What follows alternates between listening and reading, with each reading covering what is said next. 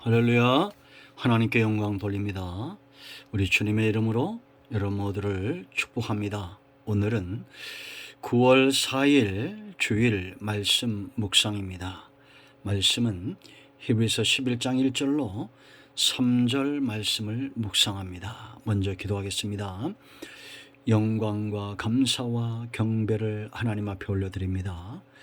주의 보혈을 의지하고 주의 이름을 의지하여 아버지 앞에 있습니다. 성전을 찾아 예배하고 영상을 통해서 예배하는 사모하는 모든 주의 백성들의 마음을 열어주시고 말씀을 들을 때, 예배 참여할 때 응답받고 회복되고 믿음에 서는 귀한 시간이 되게 하옵소서. 우리의 삶과 사역이 하나님을 영화롭게 하기를 원하며 온 땅에 하나님의 가슴으로 나타나 축복의 통로, 믿음의 통로, 복음의 통로가 되기를 원합니다. 하나님이 행하시는 곳에 늘 있기를 사모합니다. 종을 낮추시고 겸손하게 하시고 오직 말씀의 통로만 되게 하옵소서.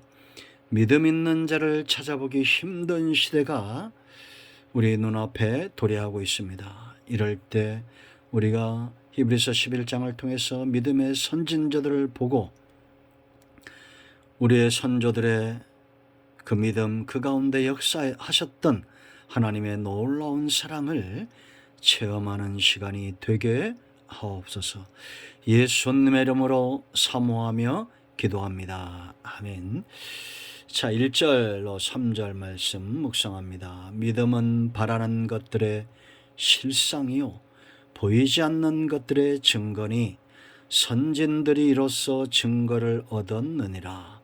믿음으로 모든 세계가 하나님의 말씀으로 지어진 줄을 우리가 아나니 보이는 것은 나타난 것으로 말미암아 된 것이 아니니라. 아멘.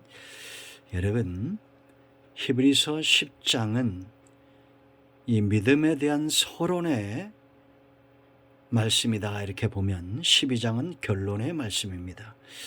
결론은 우리가 경주해야 된다라는 겁니다.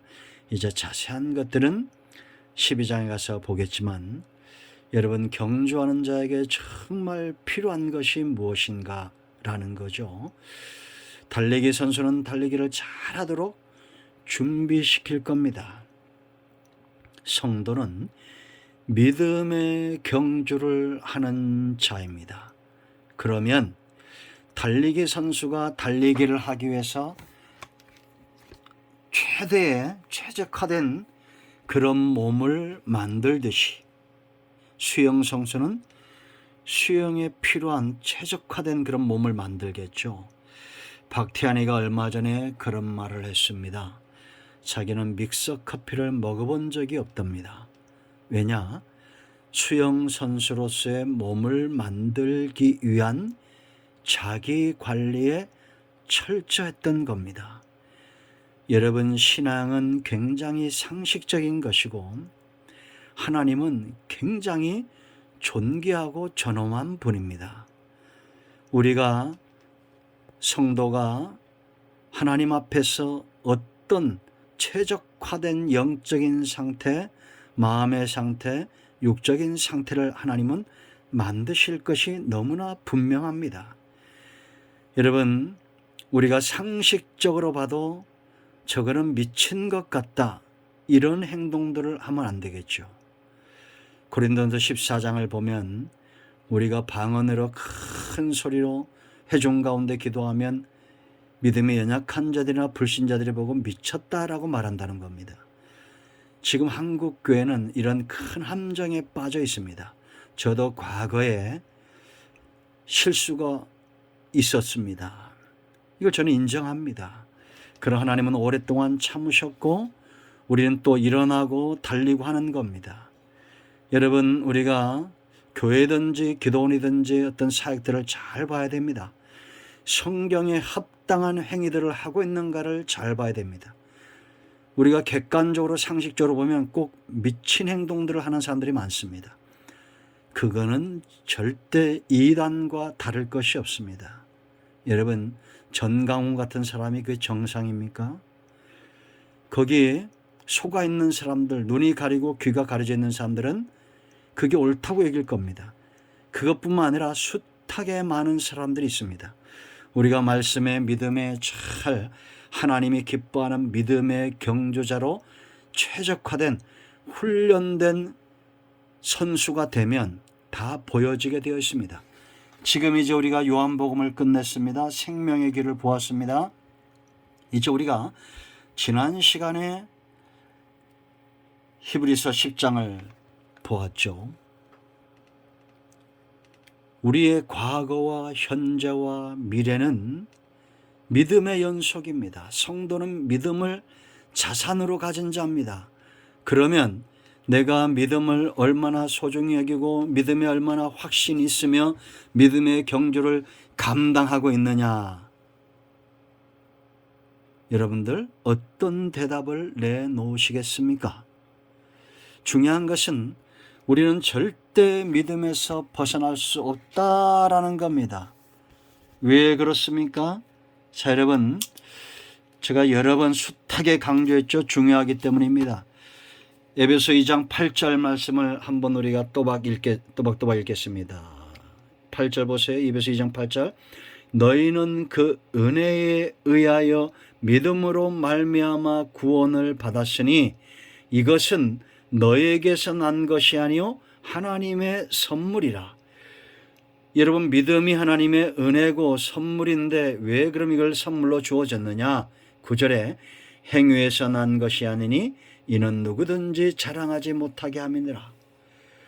여러분, 뭘 자랑한다는 겁니까? 우리가 구원받은 것, 우리의 행위 가운데 하나님께서 믿음이 없이는 우리가 감당할 수 없는 것들을 감당해내고 뭔가 믿음의 성과를 이룰 때 그것을 자랑할 수 없어요.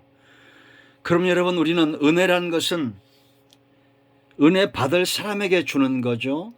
은혜가 없으면 살 수 없는 존재입니다. 이것이 1절로 이제 7절까지들의 내용들인데 우리가 전에는 어떤 존재였느냐? 1절 말씀 보면 허물과 죄로 죽었던 너희를 살리셨다. 허물과 죄로 죽었다는 겁니다. 이 죽은 상태는 어떤 것이냐? 2절 보세요. 그때 그랬습니다. 허물과 죄로 죽어있는 상태. 너희는 그 가운데서 행하여 이 세상 풍조를 따르고 세상의 좋은 것들을 따라간다는 겁니다. 공중권세 잡은 자를 따랐으니 곧 지금 불순종의 아들들 가운데 역사하는 영이라 그랬습니다.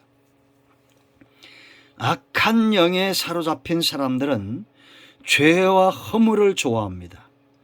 하나님 중심, 말씀 중심 이런 거 관심이 없습니다. 쉽게 넘어지고 쉽게 부서지고 쉽게 미혹되고 그렇게 살아갑니다.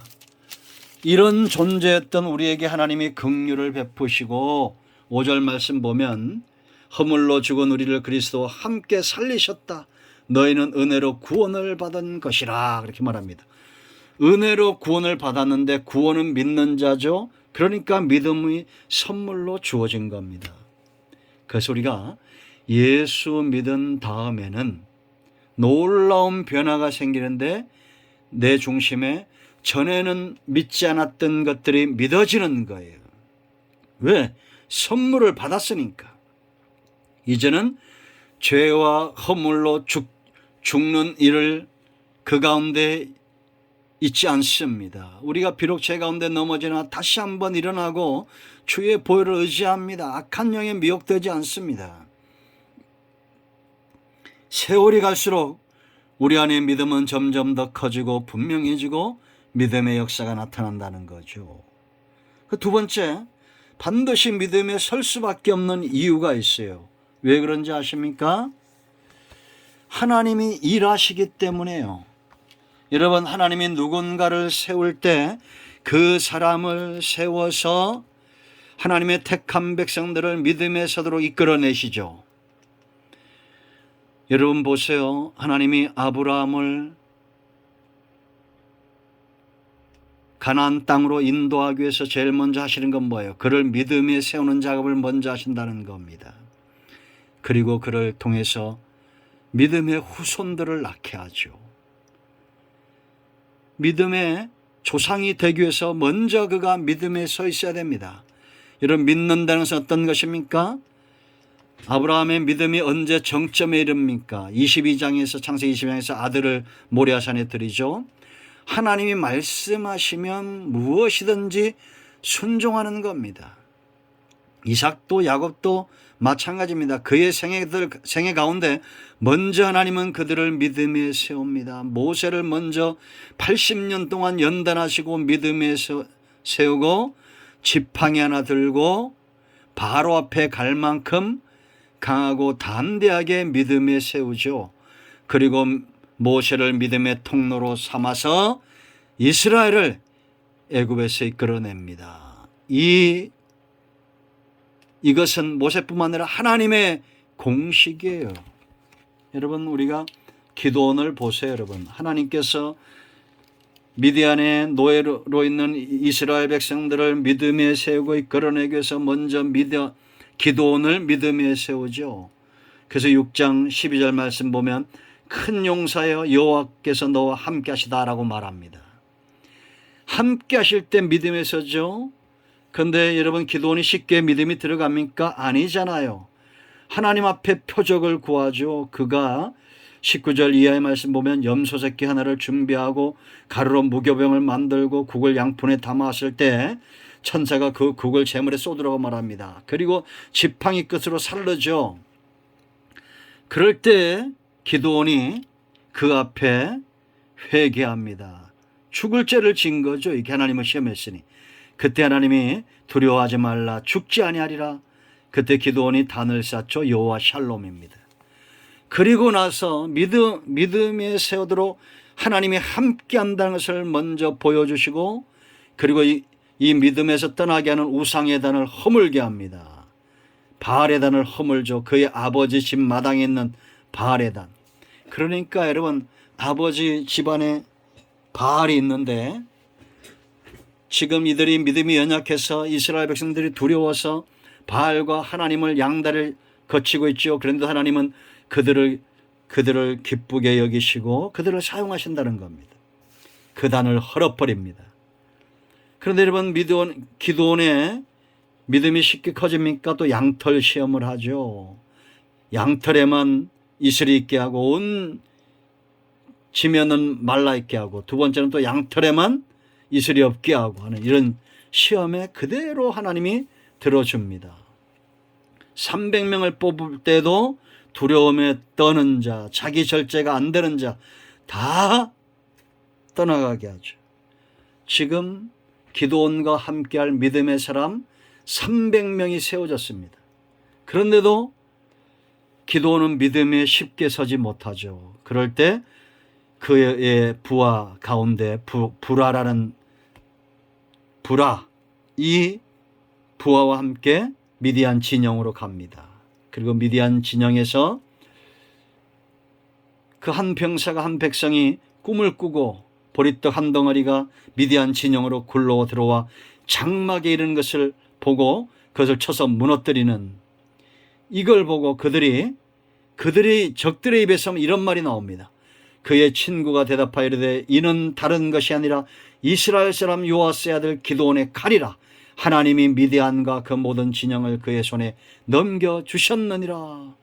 이 말을 듣고 기드온이 하나님 앞에 경배하고 이스라엘 진영으로 돌아오고 300명의 용사들을 일으켜 세우고 전쟁에 승리합니다.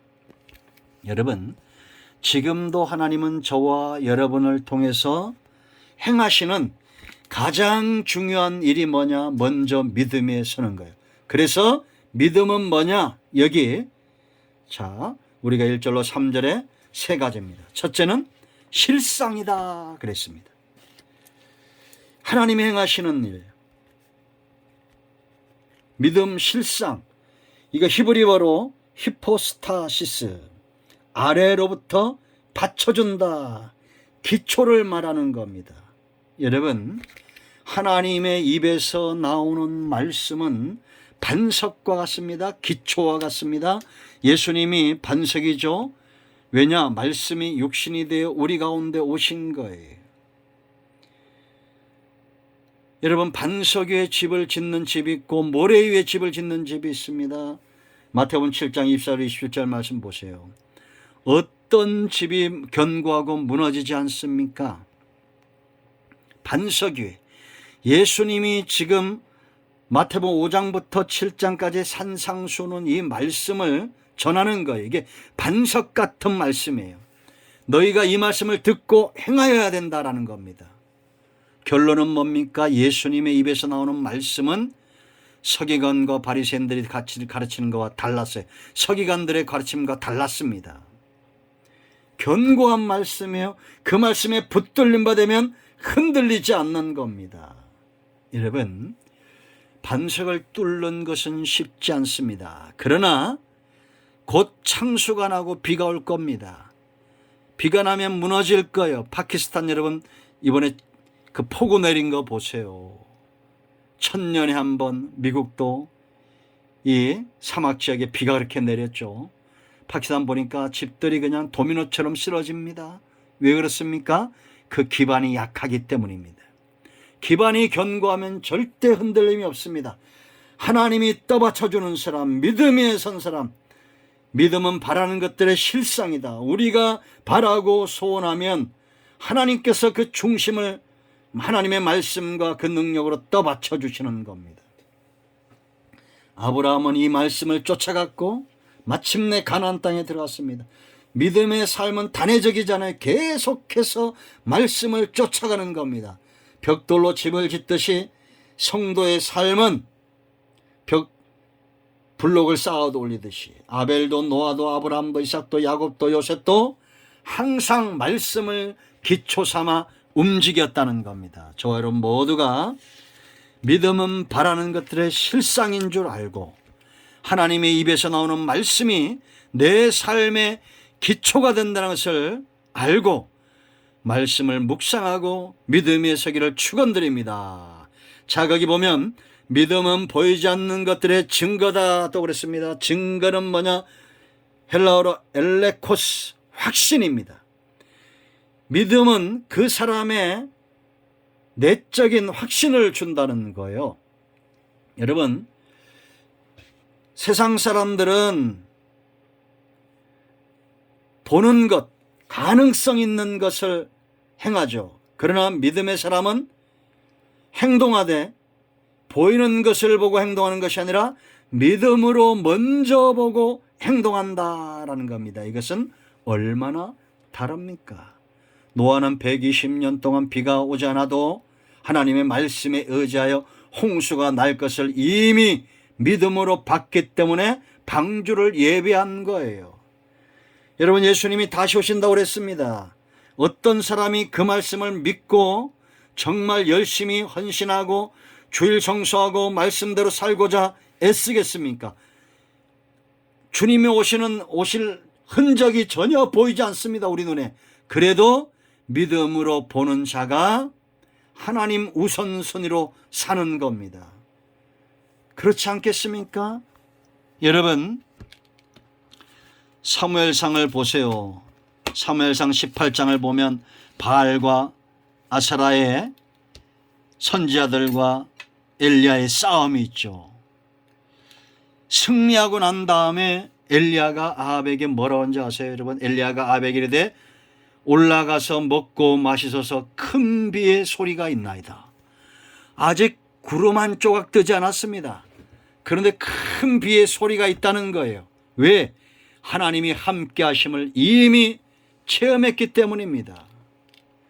그리고 사안을 데리고 갈멜산 꼭대기로 올라갑니다. 그리고 사안에게 말합니다. 내가 기도할 텐데 너는 7번까지 올라가서 보라는 겁니다. 7번째 올라갔더니 손바닥만한 구름이 일어나는 겁니다. 그걸 보고 아합에게 말하기를 비에 막히지 아니하도록 마차를 갖고 내려가서 살아 하니라. 그리고 여러분, 여호와의 능력이 엘리야에게 임함에 그가 허리를 동이고 이스라엘로 들어가는데 아합 앞에서 달려갔다고 말합니다. 여러분, 이런 게 다 가짜일까요? 저는 어릴 때 이런 선교사님들 그 간증을 들은 적이 있어요.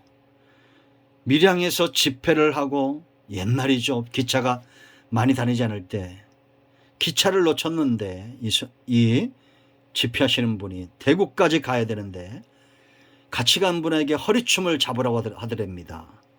꼭 거짓말 같은 이야기예요. 제가 이거 지금도 그 이야기를 제 가슴에 있습니다. 허리춤을 잡고 내가 놓는 발자국에 그 뒤에 있는 분이 발을 놓으라고 말하더라는 겁니다. 놀랍게도 기차보다 빨리 대구에 도착했답니다. 이게 여러분 어떻게 믿을 수 있습니까? 성경에나 나오는 말입니다. 우리 친구가 삼각산 갔는데 그러더라고요. 올라가려면 분명히 1시간 이상 걸리는데 15분 만에 어느 순간 도착해 있더라는 겁니다. 저는 그것도 참 아이러니했습니다. 그러나 하나님은 때로 늘상 그런 기적이 필요치 않지만 우리 말씀에 붙들림 받으면 살죠. 그러나 그 기적이 필요한 곳에는 하나님이 기적을 이루실 줄로 믿습니다. 보지 않고 믿는 자, 그들이 복이 있는 인생이에요. 여러분, 모세와 이스라엘 백성은 믿음으로 갈라지지 않은 홍해를 갈라진 것으로 보고 들어섰고 요단강을 그렇게 건넜고 여리고성도 그렇게 무너졌습니다. 이런 믿음은 바로 우리 가운데 내적인 확신을 먼저 준다라는 겁니다. 그러므로 불안하고 염려와 근심이 있으면 그 길을 가면 안 됩니다. 여러분들이 직장생활하든지 사업을 하든지 불안과 염려는 마귀에게 오는 겁니다. 내 안에 평안이 오고 여러분들이 뭔가를 계획할 때 끊임없이 기도하고 평안을 쫓아가라고 그랬죠. 확신입니다. 네 번째, 반드시 흔적을 남겨요. 2절 말씀을 보면 선진들이 이로써 증거를 얻었느니라 믿음으로 모든 세계가 하나님의 말씀으로 지어진 줄 우리가 안다. 여러분, 우리는 창조론을 믿죠. 절대 진화론이 믿어지지 않습니다. 왜냐? 여기 증거는 헬라어로 말투레오, 법적인 증거예요. 법은 변하지 않는 겁니다. 그러니까 우리가 법을 대하듯이 하나님이 창조주임을 우리가 믿어지고 법처럼 믿어지고 예수님만이 구속의 주가 되심이 이게 법처럼 믿어진다는 겁니다. 하나님의 신실하심, 바로 저와 여러분의 믿음으로 보여주는 것이고 이 말씀의 증거들, 말씀의 약속들, 언약의 신실함들이 우리의 믿음으로 증거된다라는 겁니다. 우리가 믿는다는 것은 법을 잘 지키고 있는 것과 같다라는 겁니다. 할렐루야. 우리 모두가 이런 증거들을 남겨야 됩니다. 지금 이제 우리가 이 11장에 나타난 이 많은 사람들의 믿음의 발자취를 볼 겁니다. 세상은 신념의 흔적들을 남기지만 우리는 신앙, 말씀, 하나님의 능력, 하나님의 발자취, 그러한 것들을 믿음으로 남기는 존재들이에요. 얼마나 놀랍습니까? 여러분, 이순신 장군, 세종대왕, 그들이 남긴 얼마나 놀라운 흔적들이 있어요. 그러나 천국에서는 한 영혼을 지옥에서 이끌어낸 전도하는 저와 여러분의 삶이 훨씬 더 위대하게 기록될 것입니다. 자, 이제 말씀을 맺습니다. 내가 지금 바른 길을 걷고 있느냐 잘 살펴보시기 바랍니다. 여러분, 우리가 제가 설교 초대도 얘기했지만 내가 1년을 살면서 성경을 얼마나 묵상하고 내가 얼마나 많은 사람들에게 복음을 전해서 그 영혼을 전도했는지, 아니면 나 때문에 넘어진 사람들이 많은지, 그걸 먼저 살펴봐야 됩니다. 내가 믿음으로 준비돼서 믿음의 통로가 됐으면 반드시 여러분 중심에 하나님의 말씀이 깨우쳐지고 그 말씀대로 영혼들을 구원해낸 흔적들이 있을 거예요. 아니면 아무리 이 집회 저 집회 가서 방언으로 기도하고 마치 미친 것처럼 손을 흔들고 그런 세월만 보내면서 사람들을 넘어뜨리고 믿음에 세우지 못한 그런 흔적들만 있다면 그건 전부 이단 사이비, 악한 영에 속고 있는 겁니다. 지금 마지막 때가 되니까 여러분 많이 모인다고 해서 그것이 옳으냐? 아니에요. 죽음이 있는 곳에 독수리들이 모이게 돼 있어요. 지금 제가 요즘 부쩍 유튜브나 이런 걸 보면 이상한 집회들이 많습니다. 성경에 빗대어서 보세요. 과연 그것이 상식적으로 볼 때에 저게 미친 건지 아니면 정말 하나님을 영화롭게 하는 예배고 사람 중심이 아니고 하나님 중심이며 은혜 중심이며 말씀 중심인지 잘 봐야 됩니다. 저도 과거에 그런 경험들이 있어요. 그러나 지나오면서 보면 그러한 것들은 참 한동안 경험했던 어린아이가 기어다닐 때 넘어졌던 기억들이지 이제는 말씀 위에 서는 겁니다. 마지막 때가 되면 믿음 있는 자를 찾아보기 힘듭니다. 사람들이 자기 귀를 가렵게 하기 위해서 눈에 보이고 현상적인 거 그런 것들을 쫓아 이 산 저 산 다니고 이 바다 저 바다 건너가는데 차분히 앉아서 말씀을 묵상하고 그 말씀이 나를 변화시키고 그 말씀의 통로가 되어 내가 영혼을 구원해내고 그 사람을 하나님의 일꾼으로 만드는 그런 흔적, 열매 있는지 한번 돌이켜보세요. 아니면 나를 통해서 사람들이 시험 들고 넘어졌는지. 저도 과거에 많은 사람들을 힘들게 했던 적들이 있습니다. 혹여 여러분들 가운데 그런 분들이 있다면 용서하십시오. 지금 171명에게 제 영상을 보냅니다. 모든 사람들이 저를 좋아하진 않을 거예요. 그러나 제가 기도할 때마다 늘 기도합니다. 여러분 우리 모두가 믿음의 흔적들을 남기길 원하고 하나님이 기뻐하는 삶 가운데 서기를 원합니다. 기도합니다. 예수님의 말씀을 의지하여 기도합니다. 이 말씀대로 되게 하여 주시옵소서. 우리 가운데 마음이 상한 자, 병든 자 치유하시고 회복시켜 주시기를 원합니다. 예수님의 이름으로 사모하며 축복하며 치유하며 기도합니다. 아멘. 이제는 우리 주 예수의 크신 은혜와 하나님 아버지 큰 사랑과 성령의 유통 충만 치유 회복하심의 역사가 성전을 찾아 예배하고 영상으로 예배하는 모든 주의 백성들 위에 땅끝에 있는 모든 하나님의 자녀들 하나님의 백성들 위에 이 나라의 민족 위에 이제로부터 영원토록 함께 있을지어다. 아멘. 할렐루야. 응답하셨습니다. 이런 모두를 축복합니다. 아멘.